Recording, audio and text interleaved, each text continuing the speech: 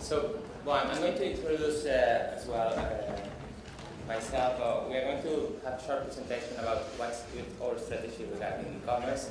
I'm going to share the presentation with Esther, which is here next to me.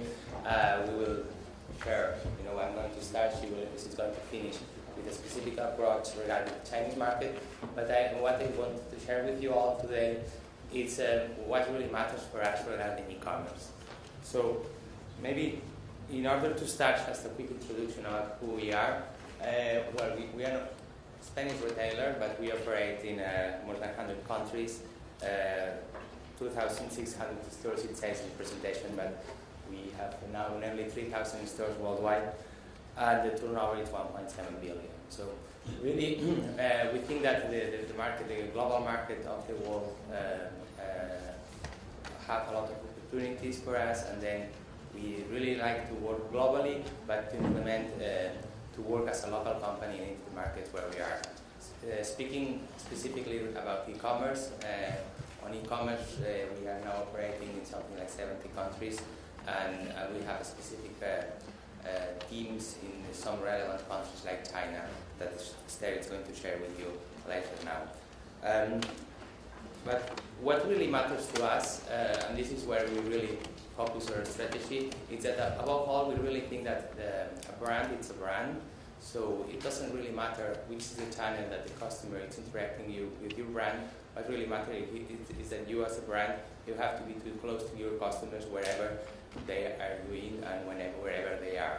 So if they are surfing online, if they are using the mobile, or if they are walking on the streets, if you want to be a global brand, because the customer has become a multi-channel customer, you really have to be close to your customers in any situation that they are. And this is really the big challenges that we are facing. But of course that when you are a brand who have values and who have, let's say, the confidence of your customer, when you are starting this process to go online, to make an application for the mobile, in order to be close to your customer, you have to take into consideration that there is some opportunities where there is as well a risk. So you cannot go to start doing e-commerce from scratch without taking into consideration that the customer satisfaction is a must.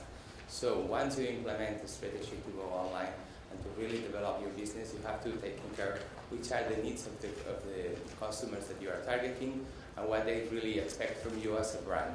Because otherwise you will be risking your brand image just for a few sales that you can generate online. So first of all, that's why we have this visibility, that what really matters for us is the brand value. So when you enter into a big market like China, so you have to understand what the Chinese want. You have to probably localize in China in order to be able to ship quicker to your customers and to understand their way of working. What it means that as well is that when you do e-commerce globally, you have to take into account which are the customers that you are facing. For example, you have to make sure that the website have the right language. In the case of China, Chinese people don't speak English globally, so it's really important to have the website in Chinese. You have as well to have local customer service in China with China timetables, etc., etc. And of course, you have to have the right payment methods in the market, especially in China, which is a market which is significantly different than all the other markets. So, and then, as I was saying, because the brand guarantee is for us what really matters, so what we really, when we start a new country, we really make sure that everything is going to be perfect, so operations excellence is really a must in the e-commerce, no? But the big challenge, as I was telling to you, is that the customer are changing.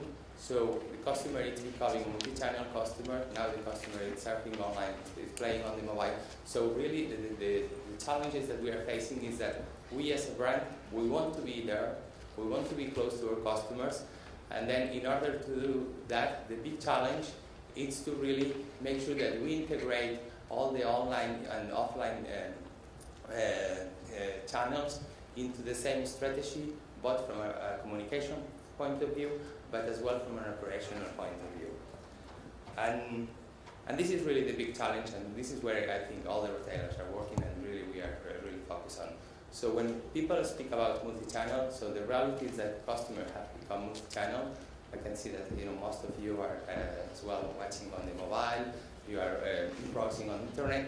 So we as a brand, we want to keep the same communication across channel, but then there is a huge opportunity as well that we as a retailer, we use all our network of stores to really integrate integrate the channels from an operational point of view. So if we think about this, this of course it gives us a lot of advantage versus the pool players that are on the market, because the pool player doesn't have the network of stores that we have. So we can take advantage of this fact and use it to provide to our customer with better options and better services. Some examples of what we do to integrate the channels is that a customer can buy online, can pick up in the store. The customers as well can return or exchange any item bought online in any physical store. They can do that as well by post, but usually the more options you provide to your customer, the more customer satisfaction you get, and the more customer satisfaction, it means more sales now and in the future. Another things that we are as well taking into account, and I think it's very important, is to make sure that in the application, on the website, the customers can find the nearest store versus where they are. There is the option as well that we just launched recently, around a year ago, and now we are already spread across all Europe, is that the customers, where they go to a physical store and the one product is not available for any reason, they can order online. So the same teams that are working on the store, they are going to place an order online, and then we will deliver this product by our e-commerce supply chain. But really, what we think is that our focus is the customer. So in order to make customers happy and really enjoy our products, we have to integrate all these channels in the communication side, in the operational side, to provide as much services as possible. And the same, when we speak about the mobile and desktop integration, we are as well facing the big challenge of the multi-device reality. So now the same customer might be surfing from an iPod, from an iPhone, or from a desktop. So really our challenge now is to recognize this customer as the same customer and make sure that we are able, for example, to keep the wish list, to keep the shopping bag. Doesn't matter which device they are connecting to. So this is the big challenge that many retailers are facing, and this, I think it represents a huge opportunity for the retailers to get a better and more personalized approach to the customer and service. If we look specifically about the online store itself, there is a lot of things that we have to take into consideration to build a website. Of course, the technology have to be adapted to these different challenges that we face. But most importantly, especially speaking about China, is things like the design, the image usability. We all know that the Chinese consumer, they surf the web differently because they like to scroll down, they like to read all the content. So what it means is that for us, we need to adapt our website in this specific market where the customers we have slightly different than in other markets. So despite operating globally, it's very important to keep a focus on the local market to understand how your customers react when they are in your website, and make sure that your online store it really fits the customer needs. The same for editorial content. You have to really work on that very hard to make sure that the content is relevant for the target audience.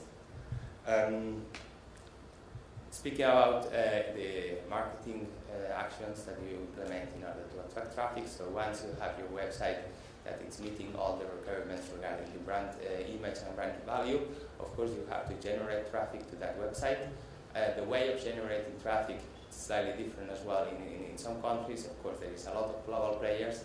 In a few minutes, it's going to give you a deep understanding of what we are running in China. But finally, the final objective of any online campaigns is to attract the relevant traffic to generate sales, to convert them into loyal customers. and this is where you have to look at the market to understand which are the partners that you can have found in each market to attract the traffic that you need to keep your business growing. Yeah. So, something very important as well is that despite that we operate in e-commerce, we really are taking into account that we are part of a big brand, so we have to work very close with all the communications teams to make sure that the message is the same across channels. And this is, of course, a challenge, but it's a challenge that I would say it's a must for any single company. Operations, same stuff. So if you are really thinking about multi-channel, so you have to integrate the operations in the offline and online to make sure that you can benefit from the fact that you have the stores, you can manage more efficiently the stock, the main warehouses. So once an order is done, you can really send this order to the local warehouse that you might have in some specific countries. You can ship from a store, so there is a lot of opportunities and a lot of options that every company has to analyze. There's as well, if you have a wider retail stores network, it represents as well a huge advantage versus the poor players that doesn't have these options. Well, as I was telling at the beginning, really making sure that you integrate all the channels, all stores, by post, etc., on your return and exchange policy, so you will provide to the customers with a better experience. But above all, what I want to say is that excellence in operations, it's always very important in a retailer, but it's still more important when you do e-commerce, because the B2C approach, it means that your order is going to be straight into the customer. So if you want to keep customers loyal, you have to really create a good service on the logistics operation. So the best way to increase loyalty is to invest in operations. So operations, it's really one of our focus on excellence, because we think that above all, we don't only want customers, but we want happy customers and satisfied customers with the service. And then, stopping about operations, Esther is as well as the head of operations in Mango Online, so she's going to finalize this short speech about operations, and as well she's going to go deeper into our marketing strategy in China, that where she has been living for 2 years. So. You hear me? Yes. Okay. Well, for operations, the main points are already here. For Mango, one of the main issues at the beginning was to decide if it was supposed to be a different company or not. We thought not, just another store more within Mango. It has its special things, of course, but it's one store. So in the end, it's integrated with all the channel of distribution of products, which helps us to really be able to benefit from all this own logistics system that we already have, that makes us be able to ship to 2,000 stores worldwide every day, lots of units. And given that, well, obviously, as he was saying, it makes also us able to take advantage of this already existing replacement system, our stores as pick-up points and also drop-off points for returns and exchanges.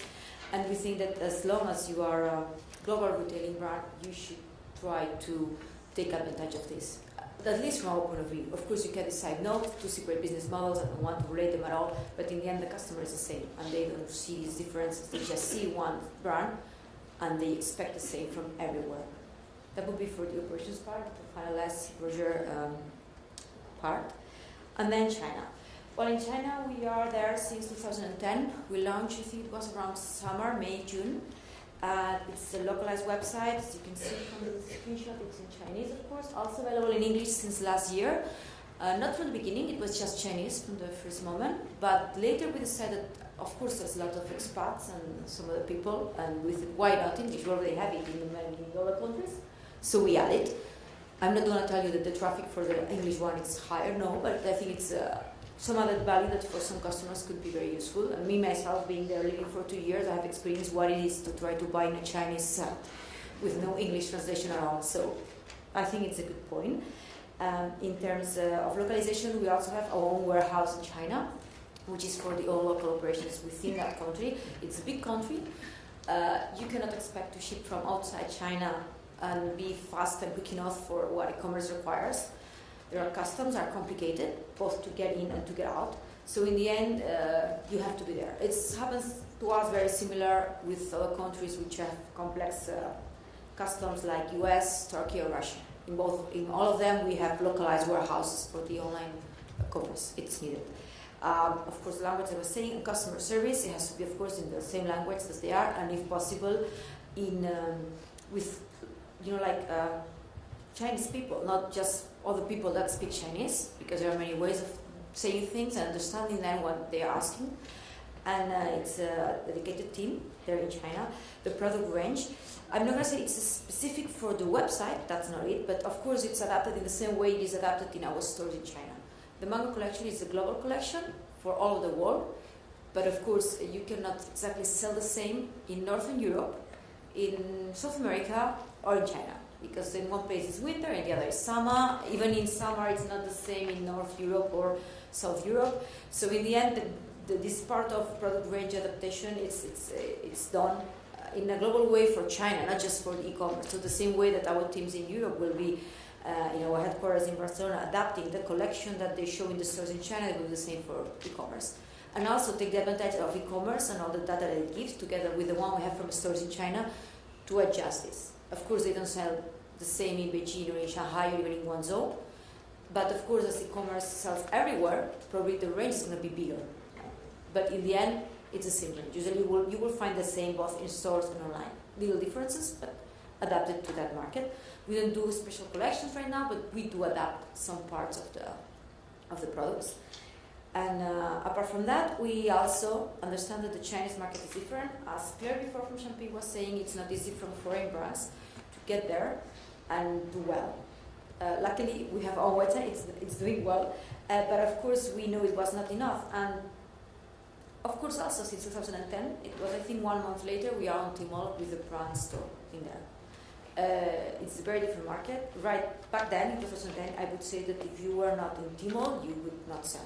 I'm telling you. I mean, it helped a lot to create brand awareness, to make customer understand who is Mango, get them to know Mango, and in the end, they are global customers. So in the end, they will buy in both places, but it's maybe the way to really get to them. It's one of the ways I would say that back then. Now maybe it's not exactly the same. It's 4 years later, many things have changed. But at that point, I mean, that was it. So we were there from the beginning. We keep growing in there. We're very happy.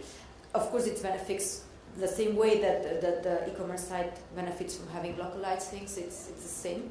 It's also benefiting because it's the same warehouse, it's the same team. So in the end, it helps us to really escalate the costs and also give the same kind of service to the customers. So whatever they buy in one place or the other, even though Tmall has its own rules sometimes and you have to adapt to certain things, in the end, whatever it's on our hands, it's going to try to be the same everywhere, so that they feel that no matter where they are buying, when they call, the customer service understand what they want, the people in stores understand what they want. And also since last year, just the last quarter of the year, we started with TV. It's very new collaboration, so it's just a very new thing. We have to see how it goes, but really hope it's going to be as good as Tmall up to now. And then in terms of marketing, it's very different. You know that just by starting with search engine, Google, Baidu, social networks, no Facebook, no Twitter, their own. So all of these you have to take into account. Mostly we are working with Baidu for search engine, also a little bit with Google, but it's much more limited in terms of budget, of course, because it doesn't make sense. In terms of all kinds of things that we're doing globally, like affiliation, we're not doing it in China yet. It's not too much of market in this area. We do think it's going to be. Some big players are starting to operate there, but not yet. But it's something we'll look into for the future. And we do some retargeting, that's of course. So it's in general, usually the same things work everywhere, but you have to find the right player because they're different. And then I was saying in terms of social networks, you have to adapt a lot in this area. Even though the contents could be very similar, it's not just a simple translation, and also you have to manage them. So we have presence on Weibo, we have presence on maybe Shio, which is kind of Pinterest site over there. We have presence also on WeChat. It's Weibo, I would say it's already around 1.5 to 2 years. WeChat is mostly last year. And then also we are selling also Hibe Mango brand, which is a menswear brand, and it also has its own Weibo. Of course, it's not as it doesn't post as often because the collection is more limited and less products, less sales, less stores. But the thing is that in this area, it's maybe where we have done the most biggest effort in terms of adapting. Because for us as a global brand, it's very easy. We have a Facebook, we have a Twitter, and it's almost done. I mean, sometimes you post in one language, sometimes in another. Some posts are targeted for certain countries, but in the end, you have one and you are done. In China, really, it's, the team is a very specific team and has to do this in a very special way. And of course, we will keep an eye on this. WeChat, right? I think this week has opened to anyone the fact of being able to pay through WeChat the purchases. So we still will be looking into these kind of things and keep evolving the ways we interact with our customers with new ways of doing it. Anything else? Oh yeah, well, a little closure points about summary of what we have been saying. Strategy. As we said, we are a global company, so we have to be aligned with the global strategy of the company. And at the same US, we have our marketplaces like you would say, Zalando, Revolut, Amazon even. Of course, they all have their contracts and their issues and their requirements. The other thing I have to say that in Tmall, they really have been focused from the beginning a lot in terms of customer service. And in this way, they sometimes I would say, yes, they have some rules that are very specific, but always trying to have the customer as a main point. So you may think, it makes my operations more complicated to meet them. Could be, but I have found also some of the very strange things here in Europe with the partners. So anywhere can happen. But on the other hand, whenever they do that, also they are thinking of the customer. So in the end, if what is your buyer, it's the important thing, your customer cannot have a right to request these things. So yes, they are complicated, but like any big company that you want to do business with, I would say. And it sounds like mobile commerce is growing for you a lot in China. Can you talk a little bit about how you're sort of localizing your mobile offering? Well, mobile commerce is growing everywhere. Of course, it's becoming a very relevant source of traffic and sales for any retailer, specifically when you look into the B2C side of the business. The mobile is becoming a device where it's becoming more and more popular. What we try to do on that area is to really make sure that we take advantage of all the benefits that the mobile is driving. So the mobile finally, it's like an internet device, but with the availability that the user is moving around.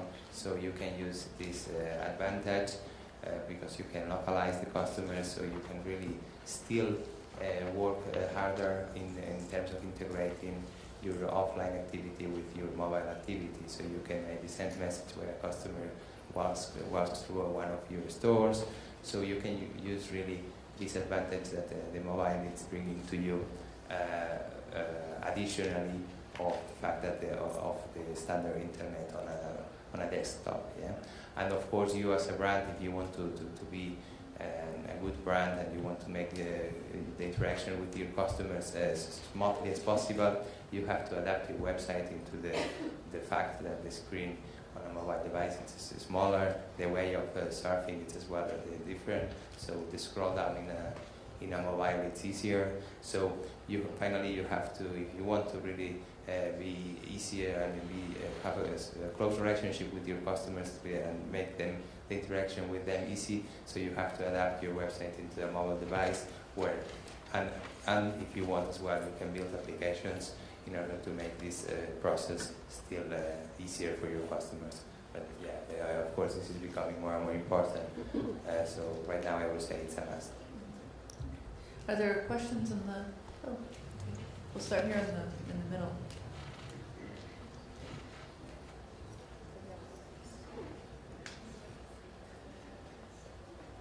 Hi, my name is Yan. I'm from a data agency called 55.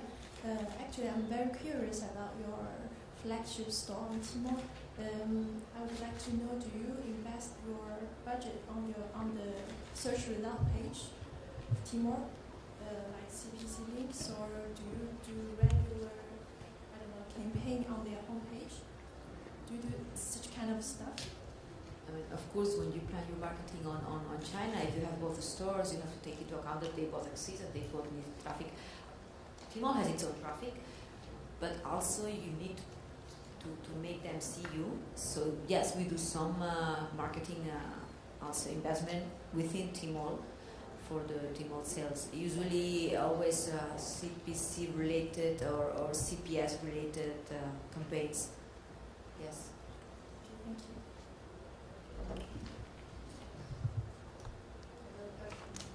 Up on the top left.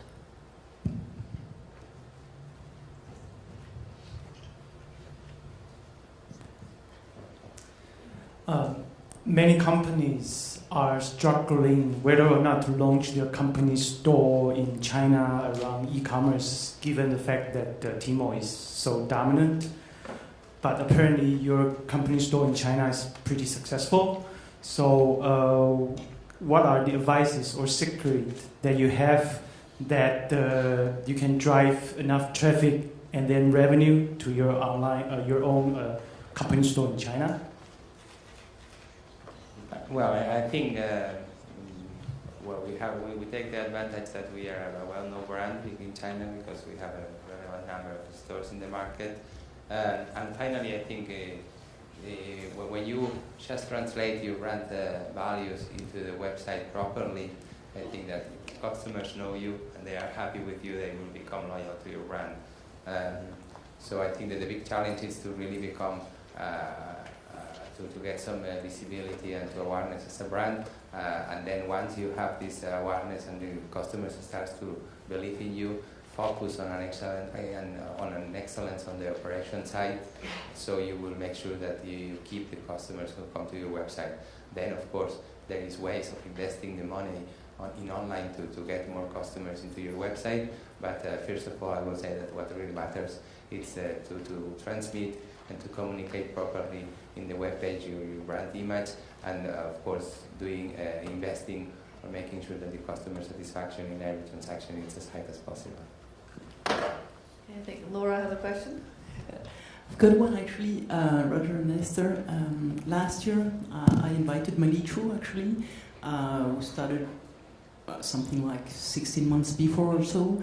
I wanted to know how long have you been on Malichu first, working with them, and then they are changing their business model right now, and from being a third party and paying a commission actually for the traffic they're driving to Taobao, and the fact that we are all, whether it is here or in China, moving towards something that is very image driven. What is the feeling of the potential of this platform for you versus Tmall and your own website?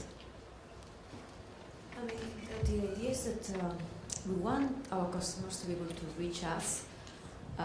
That's why we always think that it's important to have both retail business, e-commerce business, and in terms of online expansion, not only in China but in most countries, we always have, apart from our own website, 2 or 3 partners that are to sell our brand. Because we know that not everybody buys the same way, and they sometimes like to buy in other ways. Even in Europe this happens. In this case, of course, there was a difference when we started back in 2010. GD, which was then Dong, which was 360 Buy, which was, I don't remember whichever name they had before, was much more smaller, not any fashion focus. So these kind of things always, you have to take them into account. And in the end, they have improved a lot in these areas. They have been contacting us for some time, and of course we always tell them, we will think of you whenever you are ready. And I think now they are ready. They have increased a lot the fashion area. They have improved in this sense. They have added new brands. They have changed the way they treated this part. And now the customers could not be exactly the same sometimes. Even they both are big. Sometimes they have little differences in the ways of payments that they offer or the way they manage the stock, these kind of things. So right now we thought it was a good idea.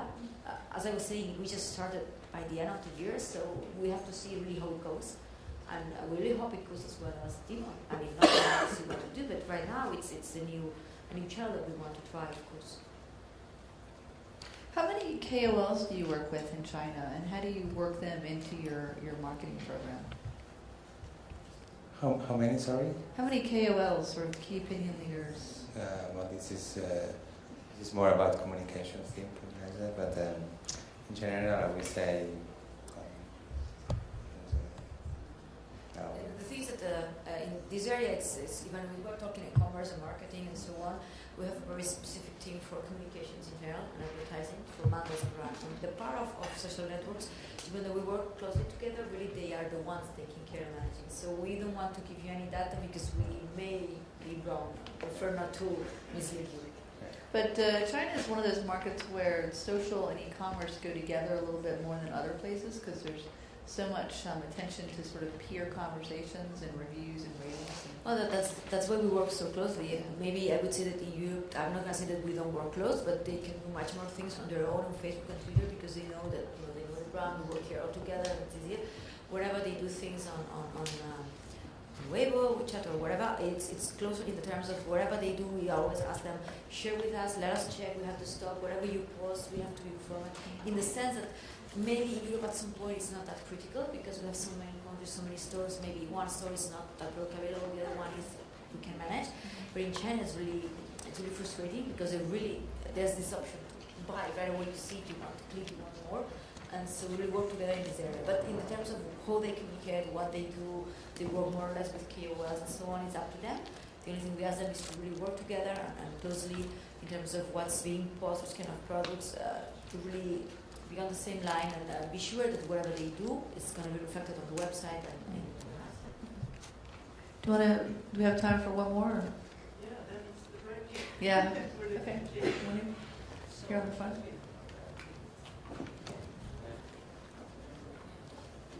My turn? Okay. So I'm Steven. I work for Light in the Box, a China-based global e-commerce company. So my question is, for me, there are two Mangoes. One Mango is the brand. The other Mango is the online store, the whole e-commerce empire.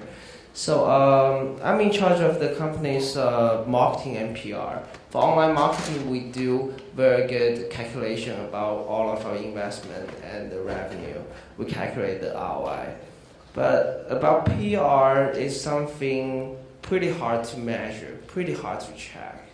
So you are talking about like the measurable objectives, and you also talk about branding here. So can you tell me what's the methodology for you to divide the budget for the online CPC ads and the branding? I think the branding advertisement in China of Mango, it helps the e-commerce a lot, but it's not checkable.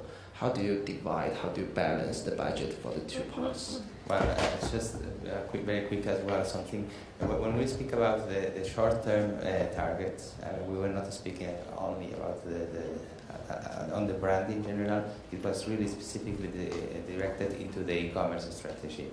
So when we talk a bit here about the measurable objective and really define the objective and the implementations in the short term, we were speaking specifically about e-commerce.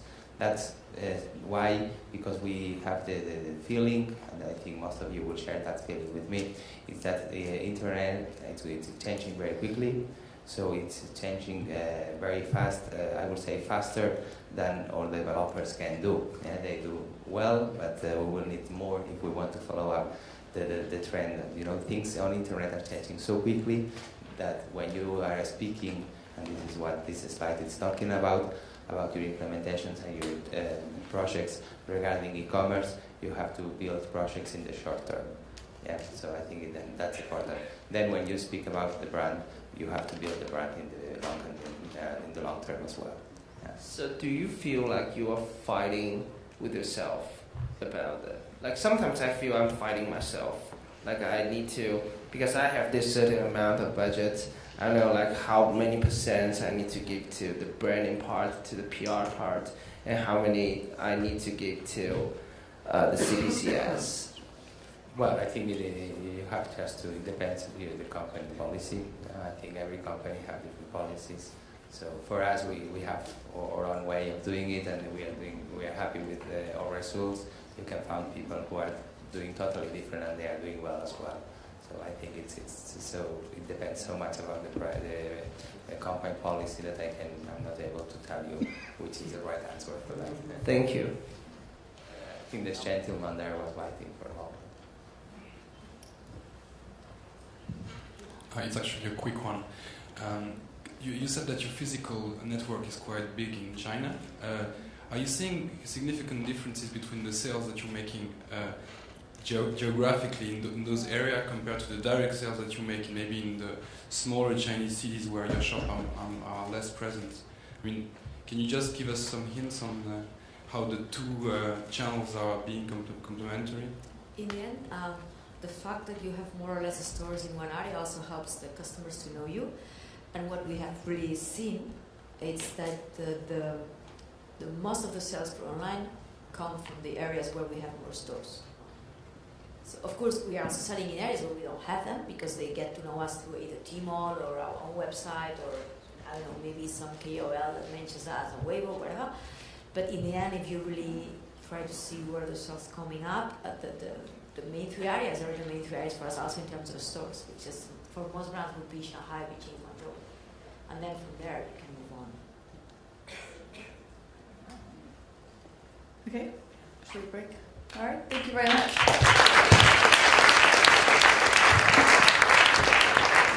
Whatever they do, it's going to be reflected on the website. Do we have time for one more? Or? Yeah, that's the break. Yeah. Okay. Here on the front.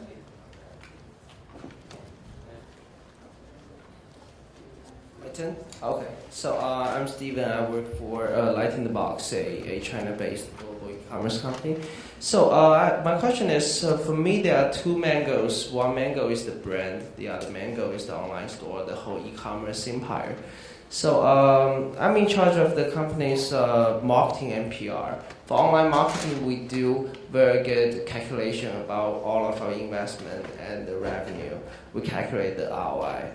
But about PR is something pretty hard to measure, pretty hard to check. So you are talking about like the measurable objectives, and you also talk about branding here. So can you tell me what's the methodology for you to divide the budget for the online CPCS and the branding? I think the branding advertisement in China of Mango, it helps the e-commerce a lot, but it's not checkable. How do you divide, how do you balance the budget for the two parts? Well, it's just very quick as well, something. When we speak about the short-term targets, we were not speaking only about on the brand in general. It was really specifically directed into the e-commerce strategy. So when we talk a bit here about the measurable objective and really define the objective and the implementations in the short term, we were speaking specifically about e-commerce. That's why, because we have the feeling, and I think most of you will share that feeling with me, is that the internet it's changing very quickly. So it's changing very fast, I would say faster than all developers can do. And they do well, but we will need more if we want to follow up the trend. You know, things on internet are changing so quickly that when you are speaking, and this is what this slide is talking about your implementations and your projects regarding e-commerce, you have to build projects in the short term. Yeah, so I think that's important. Then when you speak about the brand, you have to build the brand in the long term as well. Yeah. So do you feel like you are fighting with yourself about that? Like sometimes I feel I'm fighting myself. Like I need to, because I have this certain amount of budget, I know like how many percent I need to give to the branding part, to the PR part, and how many I need to give to the CPCS. Well, I think you have just to, it depends on the company policy. I think every company has different policies. So for us, we have our own way of doing it, and we are happy with our results. You can find people who are doing totally different, and they are doing well as well. So I think it depends so much about the company policy that I'm not able to tell you which is the right answer for that. Yeah. Thank you. I think this gentleman there was waiting for a while. It's actually a quick one.